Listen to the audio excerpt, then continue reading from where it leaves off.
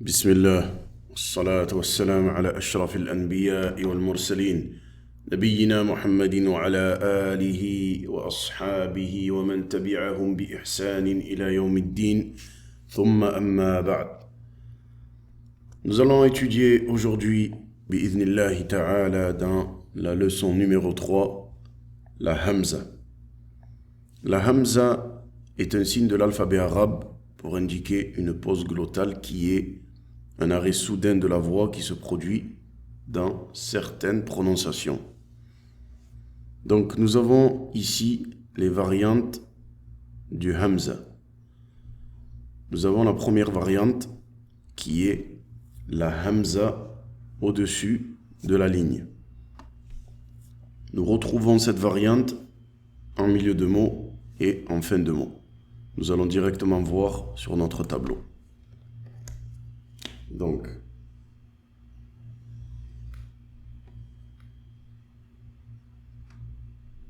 un C avec un trait, tout simplement comme ça.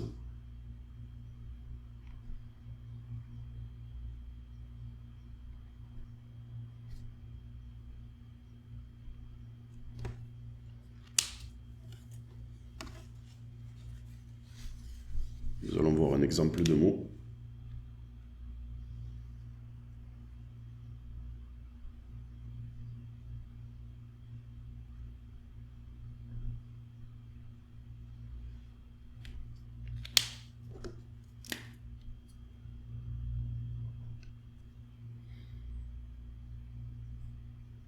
As-sama'u. As-sama'u. Donc, le Hamza se trouve ici. Le Hamza se prononce comme le Alif, selon sa voyelle. Nous pouvons le prononcer A, nous pouvons le prononcer OU, et nous pouvons le prononcer I. Dans ce cas-là, nous avons ici une Dhamma, nous le verrons plus tard, Inch'Allah, qui se prononce OU. As-sama'u, qui signifie le ciel. Passons à la deuxième variante. Nous avons ici la Hamza au-dessus du Alif. Ici en début de mot et ici en milieu de mot, ainsi que en fin de mot. Nous allons voir comment l'écrire sur notre tableau.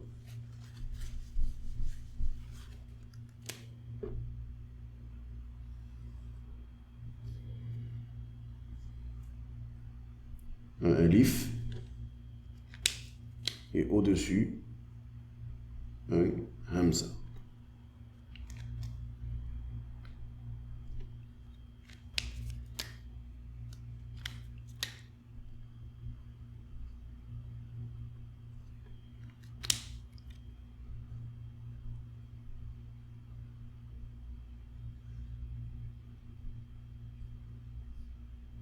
Arnabun, qui veut dire un lapin. Nous avons ici la Hamza au-dessus du Alif. Et ici nous avons Al-Fatha, que nous allons voir plus tard aussi, Inch'Allah Ta'ala, qui donne le son A. Arnabun. A. Arnabun. Maintenant, nous allons la voir en début, en milieu de mot. Ici, nous avons la lettre précédente et la lettre Alif qui vient s'annexer et la Hamza au-dessus.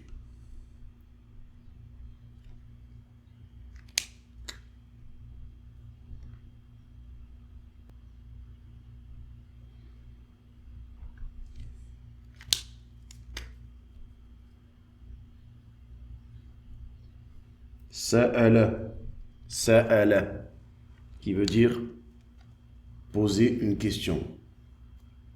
Sa'ala. Nous avons ici la hamza avec une fatha au-dessus qui donne le son a. Sa'a, sa'a, sa'ala. Nous allons voir maintenant la troisième variante qui est la hamza en dessous du alif. Nous avons ici la hamza en dessous du alif en début de mot et ici en milieu de mot. Nous allons voir notre tableau pour voir comment l'écrire. Alif avec la hamza en dessous, tout simplement.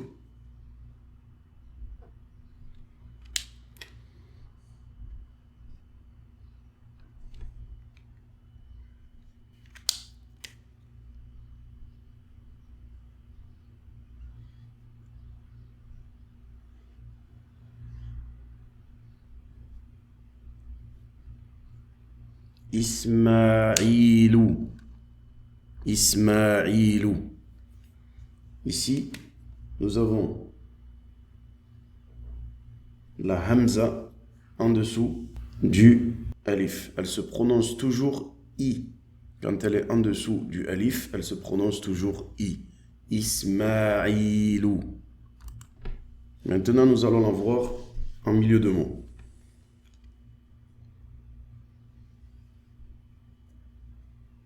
Ici, nous avons la lettre précédente. L'alif qui vient s'annexer et la hamza en dessous.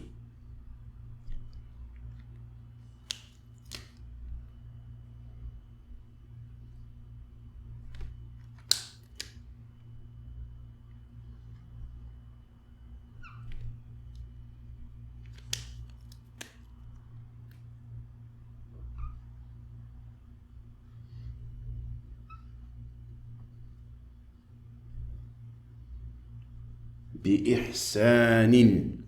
Bi'ihsanin.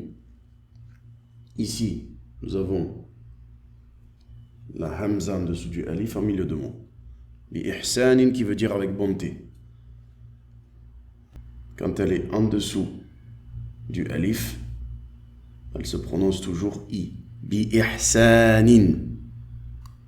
Maintenant, nous allons voir la troisième variante qui est au-dessus du waw que nous avons ici.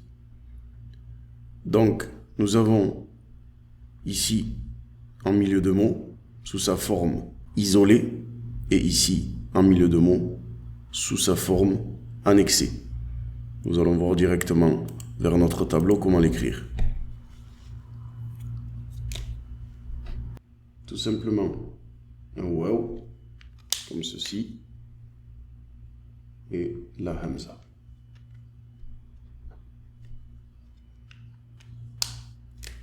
Un exemple de mot.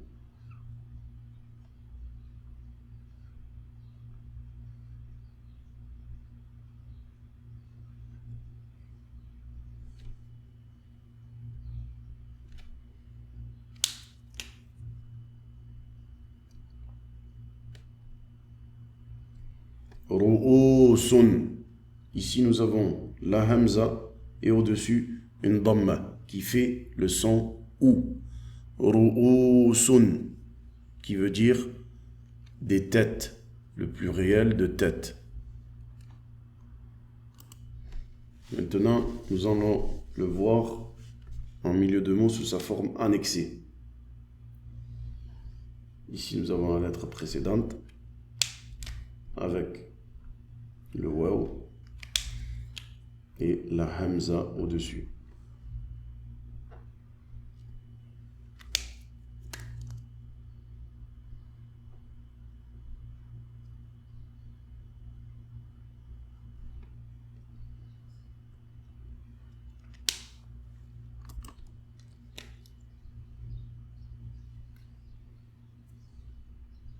La lettre précédente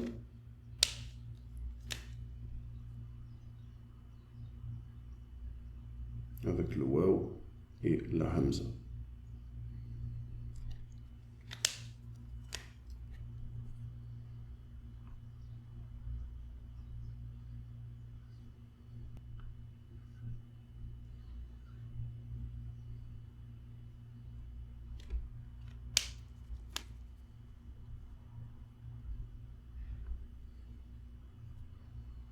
Mas'oulun.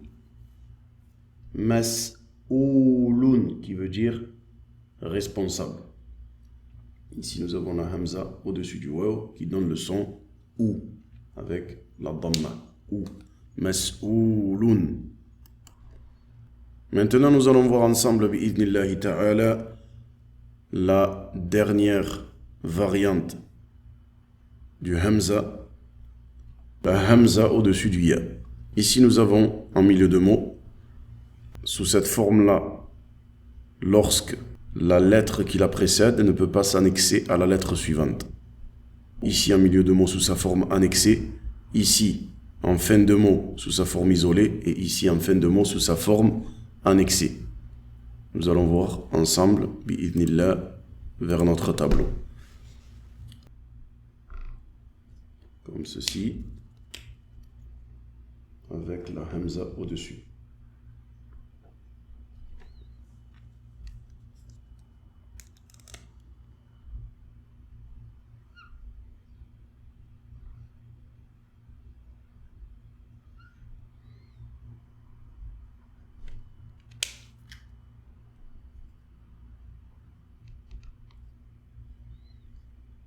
Ra'isun, qui veut dire président.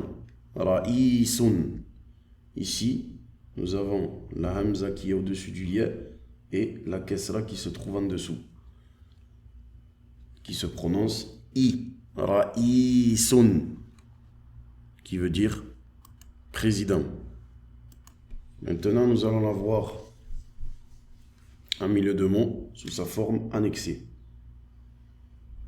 Ici, la lettre précédente, le ya qui vient s'annexer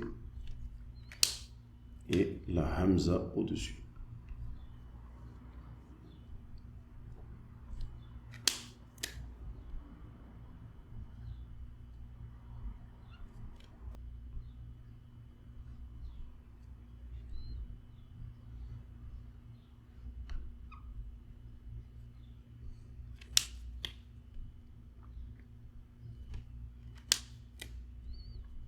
As'ilatun, as'ilatun, qui veut dire des questions. Maintenant, nous allons la voir en fin de mot sous sa forme isolée. Donc là, nous avons le ya avec la hamza au-dessus.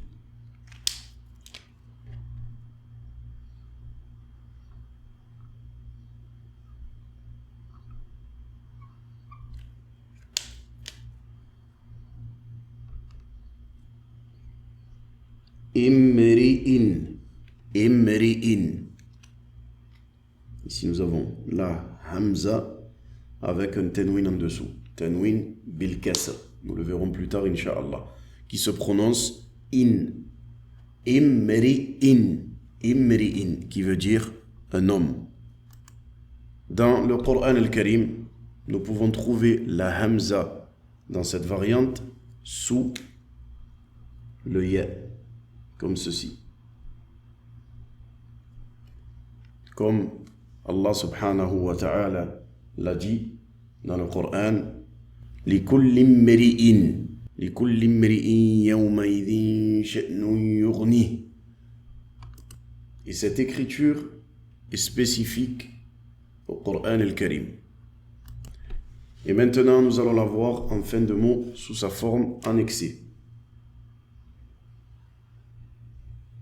La lettre précédente, le ya qui vient s'annexer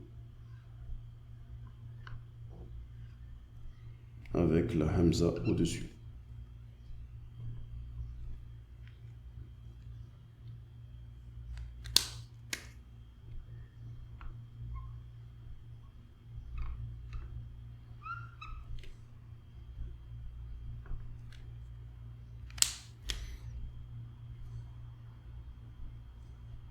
Dhami'a, dhami'a, qui veut dire avoir soif. Là, nous avons ici la hamza au-dessus du ya en fin de mot, avec une fatha qui donne le son A. ظمئ. Alhamdulillah, bifadlillahi azza wa jal wa ni'matihi, nous avons étudié ensemble les variantes du Hamza. Nous l'avons vu sous sa première variante au-dessus de la ligne. Nous l'avons vu au-dessus du alif. Nous l'avons vu en dessous du alif. Et nous l'avons vu aussi au-dessus du waw et au-dessus du ya. Falhamdulillah.